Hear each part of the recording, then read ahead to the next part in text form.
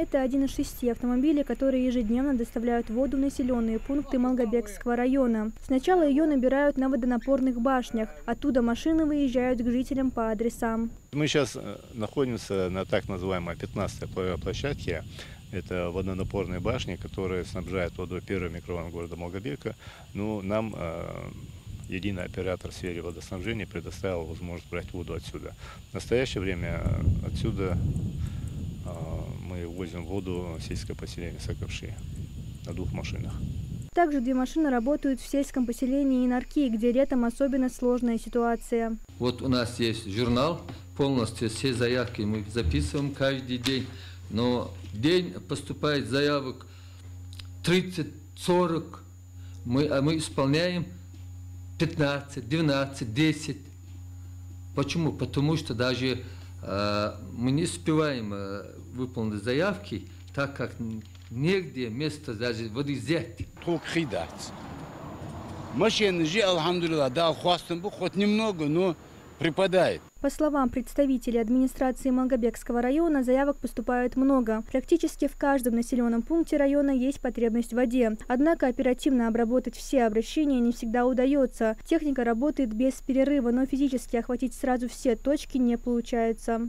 Мы реагируем в порядке очередности обращения и заодно стараемся, естественно, обращаем больше внимания на семьи с инвалидами, малоимущие семьи, многодетные. Таких у нас очень много, как мы знаем. В сельском поселении Псидах, по словам местных жителей, ситуация тоже остается напряженной. Воды в местных водонапорных башнях практически нет, поэтому население обеспечивают ресурсом из водонапорных башен Малгобека. На сегодняшний день у меня более 50 заявок на подвоз воды. С 2 машинами, к сожалению, у нас не получается обеспечить всех водой. Максимум 1 машина может сделать 4-5 рейсов. И то, если вода поступает в водозаборной башне, то тогда только получается их подвозить. А так бывает, что вообще вода не поступает. Как отмечают в администрации Псидаха, ситуация по сравнению с прошлым годом улучшилась. Если тогда перебои с водой начинались уже в первый месяц лета, то в этом году до начала июля она поступала на 80%. У нас на возвышенности стоят водозаборные башни, откуда подается вода населению, и в Инарки, и Псидах 2000-кубовые емкости там стоят. В первых числах туда поступила вода общей сложности около 300 кубов воды. В сутки нам приходится подавать воду, чтобы обеспечить население как минимум 400 кубов воды.